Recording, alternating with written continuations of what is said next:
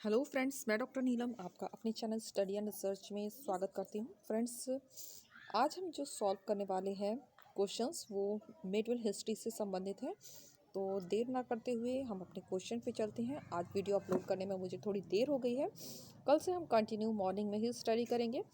तो चलिए अपनी स्टडी पे चलते हैं। और इसके अलावा आपको मैं जानकारी देना चाहूँगी कि अब हमने लाइव क्लास भी स्टार्ट किया है, जिसका टाइमिंग मंडे 4 PM रखा गया है। तो अगर आप लाइव क्लास में जुड़ना चाहते हैं तो मंडे को जुड़ सकते हैं और ये वीकली क्लास होती है। इस तरह का वीडियो पसंद आता है तो लाइक शेयर सब्सक्राइब करें। सब्सक्राइब करने के बाद बेल आइकन की घंटी को जरूर प्रेस कर लें, ताकि इस तरह का वीडियो मैं जब भी अपलोड करूँ उसका नोटिफिकेशन आसानी से आप तक पहुँच सके। तो आ जाते हैं हम सबसे पहले प्रश्न पे। उन दिनों मनोरंजन सामान्य बात थी। तीर्थयात्रियों के दिनों तथा सफ़र के महीने के अंतिम बुधवार को दर्शकों दीर्घाओं, सार्वजनिक उद्यानों या तालाबों के किनारे बैठने की जगह पाना कठिन था। चारों ओर संगीत तथा नृत्य का वातावरण था। इन दावतों पर एक टंका या अधिक खर्च होता था। शेख नसीरुद्दीन चिराग किसके शासनकाल की बात कर रहा है? तो यहाँ पे आप ऑप्शन देख सकते हैं, और ये यूजीसी नेट दिसंबर 2018 द्वितीय प्रश्न पत्र का प्रश्न रहा है।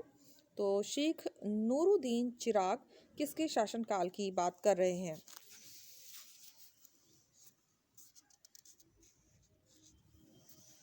तो यहाँ आप गैस कर सकते हैं, लेकिन मैं यहाँ पर उत्तर स्वयं ही बता दूंगी। तो यहाँ हमारा जो उत्तर बनेगा वो हो जाएगा ऑप्शन बी, अलाउद्दीन खिलजी। इसकी डिटेल देख लेते हैं।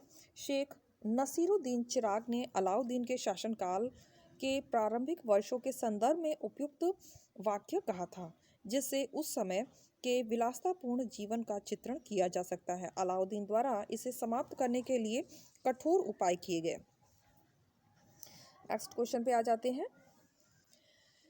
जब यह सुल्तान अपने वस्त्र और बिछौने बदलता था तो उन्हें बेचा जाता था, और उन्हें उससे प्राप्त धन अनाथ लड़कियों को दहेज के रूप में दिया जाता था। इस लोधी सुल्तान की पहचान कीजिए। वो कौन सा लोधी सुल्तान था?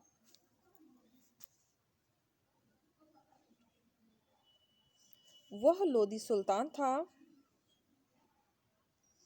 सिकंदर लोधी। ऑप्शन बी हमारा करेक्ट होगा। और ये यूजीसी एनटीए दिसंबर 2018 का द्वितीय प्रश्न पत्र का प्रश्न रहा है। इसकी व्याख्या देख लेते हैं। सिकंदर लोधी लोधी वंश का सर्वश्रेष्ठ शासक था। उसने अपने शासनकाल में बहुत से महत्वपूर्ण कार्य किए, जैसे राज्य के हिसाब किताब की लेखा परीक्षा प्रणाली की शुरुआत की। उसने आगरा शहर की नींव डाली। उसने खाद्यान्न अन्नों अनाजगार को समाप्त कर दिया तथा व्यापार से प्रतिबंधों को हटा दिया, जिससे लोगों की आर्थिक समृद्धि को बढ़ावा मिला। उसने भूमि के लिए एक प्रमाणिक पैमाना गज सिकंदरी, ये बहुत ही इंपॉर्टेंट है, इस पर काफ़ी प्रश्न बनता है, गज सिकंदरी की शुरुआत का प्रचलन करवाया, जो 30 इंच का था। उसने गरीब व अनाथ लड़कियों के लिए अपने वस्त्रों को बेचने पर प्राप्त धन से दहेज प्रदान करवाया था तथा निर्धनों के लिए मुफ्त भोजन की व्यवस्था कराई थी। नेक्स्ट क्वेश्चन देखते हैं। निम्नलिखित किसके लिए तूते हिंद उपनाम का प्रयोग किया जाता है? तो उम्मीद है इसका आंसर सभी को आता होगा। तो यहाँ हमारा जो उत्तर बनेगा वो हो जाएगा ऑप्शन बी, अमीर खुसरो। पीजीटी 2016 का ये प्रश्न रहा है। एक बार व्याख्या देख लेते हैं। विख्यात कवि अमीर खुसरो, जिसका उपनाम तूते हिंद यानी भारत का तोता था, अमीर हसन व खुसरो ने अपना साहित्यिक जीवन शहजादा मोहम्मद के समय से शुरू किया था। अमीर खुसरो भारत का पहला कवि था जिसने अपनी कविताओं में खड़ी बोली का प्रयोग किया था। इसकी प्रसिद्ध रचना थी खजान उल फतूह, आशिकाना, नूहे सिपर और Tughlaqnama. Next question. Ibn Battuta को किसने दिल्ली का काजी और चीन का राजदूत नियुक्त किया? तो किसे नियुक्त किया गया था? किसने नियुक्त किया था, सॉरी, इब्न बतूता को किसने दिल्ली का काजी और चीन का राजदूत नियुक्त किया था? तो ये नियुक्त करने वाला था मोहम्मद बिन तुगलक। इसी के शासनकाल में आया भी था। तो ये पीजीटी 2016 का प्रश्न रहा है। इब्न बतूता एक अफ्रीकी यात्री था जो मोहम्मद बिन तुगलक के शासनकाल में 1833 में भारत आया। मोहम्मद बिन तुगलक ने उसे दिल्ली का काजी नियुक्त किया और 1342 ईस्वी में इब्न बतूता सुल्तान के राजदूत की हैसियत से चीन का शासक तोमन तिमूर के दरबार में गया। इसने अपना यात्रा वृत्तांत रेहला के नाम से लिखा। तो इस पर भी प्रश्न बनता है कि रेहला किसके द्वारा लिखी गई? तो कई प्रश्नों के उत्तर हमें एक ही क्वेश्चन में मिल जा रहे हैं। नेक्स्ट क्वेश्चन पे आते हैं। सल्तनत काल में दीवाने वक्फ सल्तनत काल में दीवाने वक्फ विभाग संबंधित था।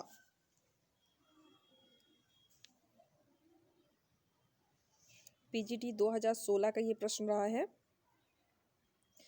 दीवाने वक्फ विभाग संबंधित है व्यय कागजात की देखभाल करने से।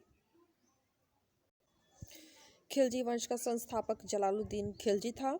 उसने एक व्यय विभाग की स्थापना की थी जिसको दीवाने वक्फ कहा जाता था, जिसका कार्य व्यय के कागजों की देखभाल करना एवं उन कागजों को सुरक्षित रखना था जो भूमि से संबंधित थे। तो इसकी स्थापना किसके द्वारा की गई थी? जलालुद्दीन खिलजी के द्वारा।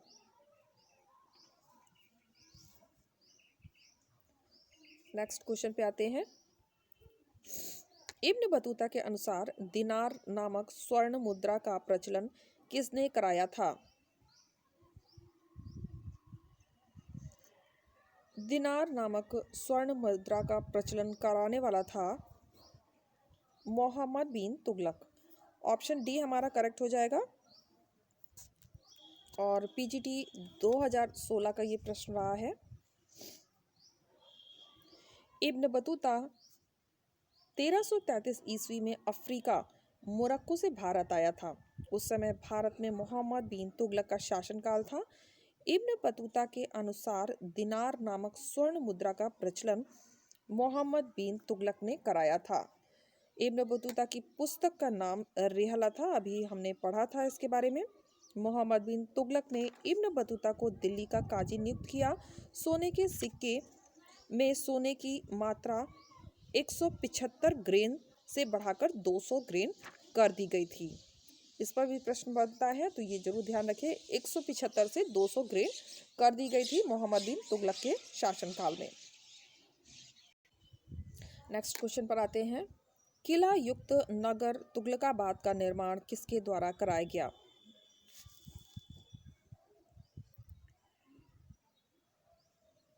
तो इसका निर्माण कराया गया है गयासुद्दीन तुगलक के द्वारा। और ये पीजीटी 2016 का प्रश्न रहा है। इसी डिटेल देख लेते हैं। तुगलक वंश का संस्थापक गयासुद्दीन तुगलक गाजी मलिक ने 1320 ईस्वी में की थी। तुगलकाबाद जो कि एक किला युक्त नगर था जिसका निर्माण गयासुद्दीन तुगलक ने कराया था। Next question. दिल्ली का प्रथम सुल्तान जिसने दरबार में गैर इस्लामी प्रथाओं का प्रचलन कराया कौन था?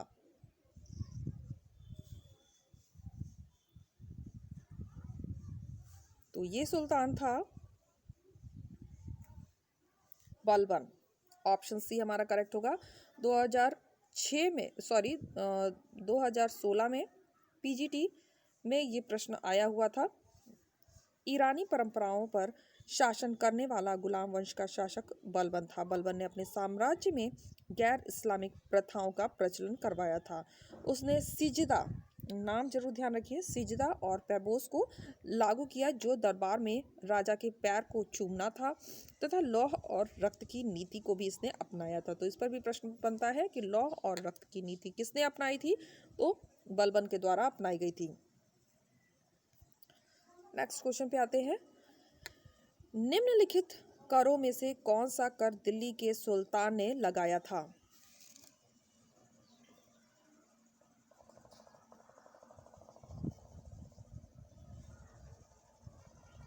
तो ये कर लगाया गया था, उपयुक्त सभी कर लगाए गए हैं, उपयुक्त सभी हो जाएगा। पीजीटी 2016 का प्रश्न रहा है। एक बार कर की जानकारी ले लेते हैं। सल्तनत काल में कुल 5 कर लगाए जाते थे। एक सबसे पहला है उस्र, मुसलमानों से लिया जाने वाला भूमि कर 5% से 10% तक। फिर खराज, गैर मुसलमानों पर भूमि कर 1/3 से 1/2 यानी आधा था।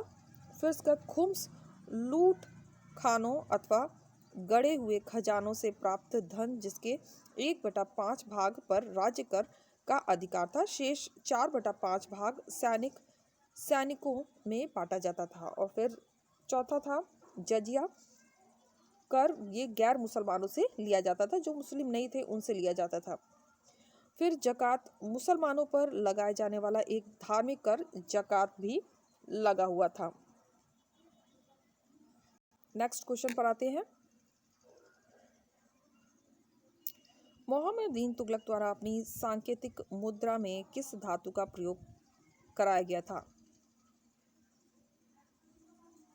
तो सांकेतिक मुद्रा का जो प्रचलन हुआ था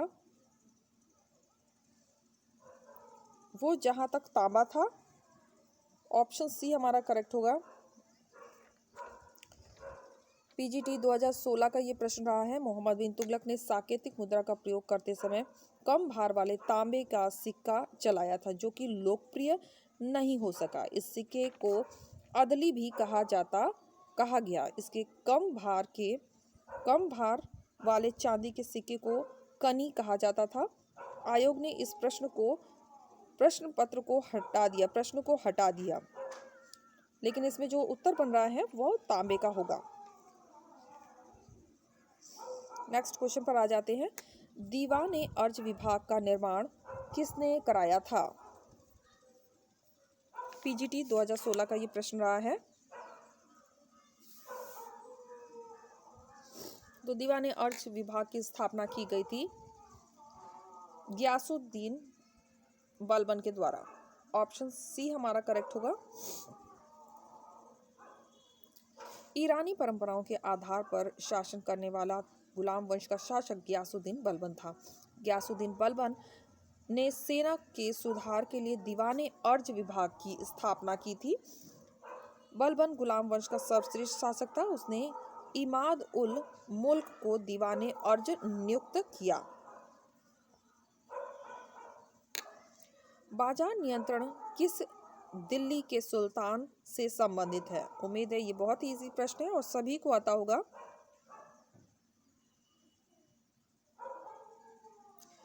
तो यहाँ हमारा जो उत्तर बनेगा वो हो जाएगा अलाउद्दीन खिलजी। पीजीटी 2016 का ये प्रश्न रहा है, इसकी जानकारी ले लेते हैं। खिलजी वंश का सबसे शक्तिशाली शासक अलाउद्दीन खिलजी था। उसने अपनी प्रजा की भलाई के लिए अनेक कार्य किए, जिसमें बाजार नियंत्रण प्रथम स्थान पर था। बाजार नियंत्रण से आशय है कि वस्तुओं का दाम हमेशा के लिए एक दाम पर स्थिर रहे, यानी निश्चित कर दिया गया था कौन सी चीज कितने में मिलेगी। संभवतः यह बाजार नियंत्रण नीति दिल्ली के आसपास के क्षेत्रों में ही प्रभावी हुआ था। नेक्स्ट क्वेश्चन पर आते हैं।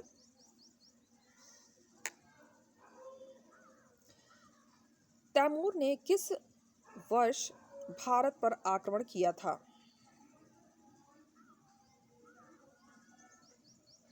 तो ये आक्रमण हुआ है 1398 में।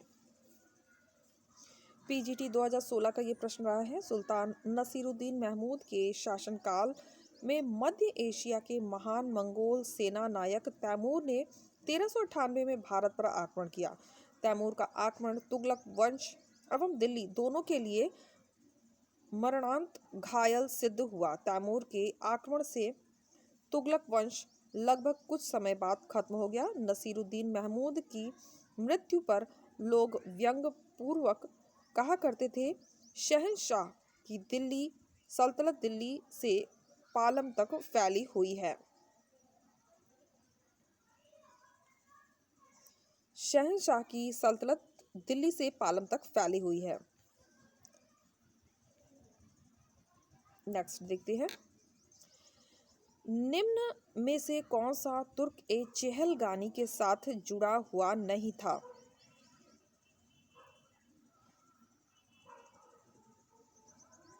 तो इमादुद्दीन रेहान ये तुर्क ए चहलगानी से जुड़ा हुआ नहीं था और ये यूजीसी नेट द्वितीय प्रश्न पत्र जुलाई 2017 का प्रश्न रहा है। बहाउद्दीन तुगरिल कुतलुग खान तथा बलबन तुर्क ए चहलगानी के सदस्य थे, जबकि इमादुद्दीन रेहान एक वर्ष के लिए 1253 एडी में नसीरुद्दीन महमूद का नाइब बना था। बाद में उसे हटाकर बलबन को पुनः नाइब का पद दिया गया और अंततः बलबन ने अपनी कूटनीति से दिल्ली सल्तनत को हस्तगत कर लिया। नेक्स्ट क्वेश्चन पर आते हैं, किस मंगोल सेनापति ने अलाउद्दीन खिलजी को हराया था? तो तरगी ने हराया था, ऑप्शन सी हमारा करेक्ट होगा। यूजीसी नेट तृतीय प्रश्न पत्र जून 2012 का ये प्रश्न रहा है। तरगी मंगोल सेनापति ने अलाउद्दीन खिलजी को हराया था। बाद में अलाउद्दीन खिलजी ने मंगोल को पराजित किया और संपूर्ण भारत लगभग पर अपना साम्राज्य विस्तार किया। विदित है कि अलाउद्दीन खिलजी ने दक्षिण भारत की विजय का श्रेय मलिक काफूर को दिया है या जाता है, क्योंकि उसने दक्षिण में काफी विजय की थी।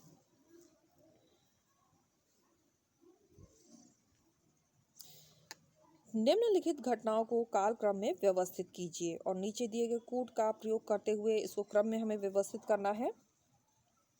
तो यहाँ पे दिया गया है कुछ और इसे हमें व्यवस्थित करना है। तो सबसे पहले आ जाएगा मलिक छज्जू का विद्रोह, नंबर 1 पे हम रखेंगे। इसके बाद हम रखेंगे बाजार नियंत्रण नीति अलाउद्दीन की। इसके बाद साकेतिक मुद्रा, मोहम्मद बिन तुगलक की साकेतिक मुद्रा को रख देंगे। फिर लास्ट में तैमूर आक्रमण। तो इसमें हम देख लेते हैं, सबसे पहले 4 फिर 3, ऑप्शन सी हमारा करेक्ट होगा। एलटी ग्रेड एग्जाम 2018 का ये प्रश्न रहा है। यहाँ आप ईयर देख सकते हैं। सबसे पहले मलिक छज्जू का विद्रोह हुआ 1290 में। फिर बाजार नियंत्रण नीति अपनाई गई 1296 से 1316 के मध्य। फिर साकेतिक मुद्रा का प्रचलन हुआ 1328 से 30 के मध्य और फिर तैमूर का आक्रमण 1398 में। कथन और कारण का यहाँ पे प्रश्न आ गया है। अभिकथन कहता है बलबन के राजत्व का सिद्धांत रक्त और लौह की नीति पर आधारित था। बिल्कुल सही है, अभी हमने पढ़ा भी था किसी क्वेश्चन में। और कारण दे रहा है ताज की प्रतिष्ठा इल्तुतमिश के उत्तराधिकारियों के अधीन घट गई थी। ये भी सही है, इसीलिए उसने रक्त और लौह की नीति को अपनाया था। तो यहाँ हमारा जो उत्तर बनेगा ए आर दोनों सही है और उसकी सही व्याख्या या स्पष्टीकरण दे रहा है।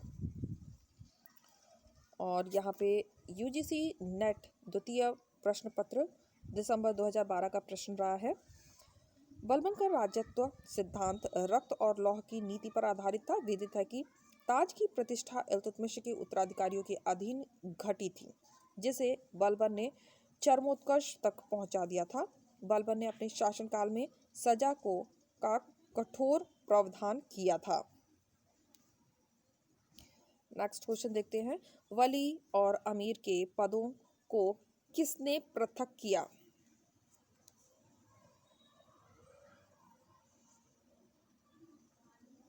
तो ये पृथक करने वाला था मोहम्मद तुगलक। ऑप्शन डी हमारा करेक्ट होगा। यूजीसी नेट द्वितीय प्रश्न पत्र दिसंबर 2012 का ये प्रश्न रहा है। इसकी व्याख्या एक बार देख लेते हैं।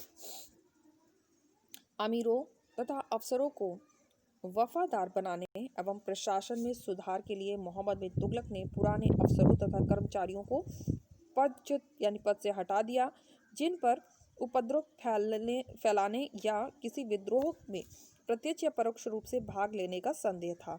नस्ल एवं वर्ग विभेद को समाप्त कर मोहम्मद बिन तुगलक ने योग्यता के आधार पर अधिकारियों की नियुक्ति करने की नीति अपनाई। इसके बाद नेक्स्ट क्वेश्चन पर आ जाते हैं। यहाँ पर सूची 1 को सूची 2 से हमें सुमेलित करना है। दिल्ली सल्तनत के शासक और कार्य अथवा घटनाएं दी गई हैं और आपस में इन्हें हमें सुमेलित करना है। तो सबसे पहले जलालुद्दीन खिलजी दिया हुआ है, तो जलालुद्दीन खिलजी हो जाएंगे सिद्दी मौला के वध से। अलाउद्दीन खिलजी मालवा गुजरात की विजय से। गयासुद्दीन तुगलक बंगाल विजय। और फिरोज शाह तुगलक सार्वजनिक निर्माण विभाग से। सार्वजनिक निर्माण विभाग की स्थापना की गई थी फिरोज शाह तुगलक के द्वारा। तो हमने 1 का थर्ड लगाया है, तो देख लेते हैं। थर्ड एक ही जगह दे रहा है, तो ऑप्शन बी हमारा यहाँ पे करेक्ट होगा। और यूजीसी नेट तृतीय प्रश्न पत्र 2013 का ये प्रश्न रहा है। यहाँ एक बार आंसर देख लेते हैं, रिपीट कर लेते हैं। जलालुद्दीन खिलजी हो जाएंगे सिद्दी मौला का वध। अलाउद्दीन खिलजी मालवा एवं गुजरात की विजय। गयासुद्दीन तुगलक बंगाल विजय। और फिरोज शाह तुगलक सार्वजनिक निर्माण विभाग की स्थापना से। और यहाँ हम आ गए हैं, ये हमारा लास्ट क्वेश्चन है। फ्रेंड्स, आपको जानकारी देना चाहूँगी, अगर आप ओल्ड पेपर ढूंढ रहे हैं एनटीए यूजीसी नेट का, तो इस चैनल पर उपलब्ध है। इसके लिए आपको डिस्क्रिप्शन बॉक्स में जाना पड़ेगा। एनटीए यूजीसी नेट का प्रथम प्रश्न पत्र और इतिहास का प्रश्न पत्र आपको इस चैनल पर मिल जाएगा। इसके अलावा पीजीटी टीजीटी के ओल्ड पेपर अगर ढूंढ रहे हैं तो वो भी आपको यहाँ चैनल पर मिल जाएंगे। उसके लिए आपको डिस्क्रिप्शन बॉक्स में जाना पड़ेगा या आई बटन के माध्यम से भी आप और भी वीडियो इतिहास के देख सकते हैं। तो आ जाते हैं अपने प्रश्न पे। सैयद वंश के संस्थापक खिर्ज खां की 3 उत्तराधिकारियों के नाम निम्नलिखित हैं और इन्हें हमें क्रम में व्यवस्थित करना है। तो किस तरह से हम क्रम लगाएंगे, तो इसमें जो संस्थापक थे उनका नाम नहीं दिया हुआ है, तो खिर्ज खां संस्थापक थे। इसके बाद आ जाएंगे मुबारक शाह। सबसे पहले हम मुबारक शाह रख देते हैं नंबर 1 पे। उसके बाद हम रखेंगे मोहम्मद शाह को। फिर नंबर 3 पर हम रख देंगे अलाउद्दीन आलम शाह को। तो इस तरह से क्रम अगर व्यवस्थित करते हैं तो सबसे पहले 1 2 जगह दिख रहा है, फिर आ जाएगा थर्ड। ऑप्शन बी हमारे यहाँ पे करेक्ट होगा। और यहाँ सॉल्व किया हुआ ऐसे भी देख लेते हैं। यूजीसी नेट तृतीय प्रश्न पत्र जून 2013 का ये प्रश्न रहा है। खिर्ज खां, इसका शासनकाल रहा है 1414 से 1421 तक। फिर मुबारक शाह 1421 से 34 ईस्वी तक। मोहम्मद शाह 1434 से 1443। इसके बाद अलाउद्दीन आलम शाह 1443 से 51 तक। तो इसे चाहे तो आप नोट कर सकते हैं। और यहाँ 20 क्वेश्चन हमारे कंप्लीट होते हैं। तो नेक्स्ट वीडियो में मिलते हैं फ्रेंड्स। उम्मीद है आपको वीडियो पसंद आया होगा। वीडियो पसंद आता है तो लाइक शेयर सब्सक्राइब करें। सब्सक्राइब करने के बाद बेल आइकन की घंटी को जरूर प्रेस कर लें ताकि इस तरह का वीडियो मैं जब भी अपलोड करूँ सब नोटिफिकेशन आसानी से आप तक पहुँच सके। फ्रेंड्स, अभी टाइमिंग सेट नहीं हो पा रही है तो कभी कभी वीडियो अपलोड करने में भी लेट हो जा रहा है। तो बने रहिए इस चैनल पे और सब्सक्राइब कर लेंगे तो आपको समय से वीडियो का नोटिफिकेशन आपको मिल सकेगा। Okay friends, take care and bye bye.